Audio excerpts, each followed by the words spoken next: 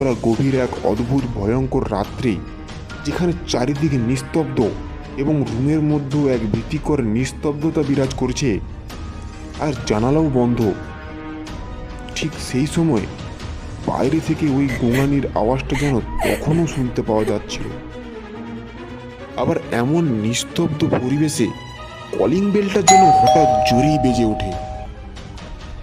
অসীমবাবু একটু ভয় পেয়ে ওনার স্ত্রীকে দরজা খুলতে যেতে বারণ করেন, এবং তার দেখা ওই বিশ্রী অবয়বের বর্ণনা দিতে গেলে তার স্ত্রী তাকে চেঁচিয়ে বলে ওঠেন, আমিও তো ঠিক ওই অবয়বটাই দেখেছি। তখনও ভোরের আলো ঠিকভাবে ফোটেনি। রুমের বাইরে এক অদ্ভুত ভৌতিক তাণ্ডব তখনও যেন চলছে।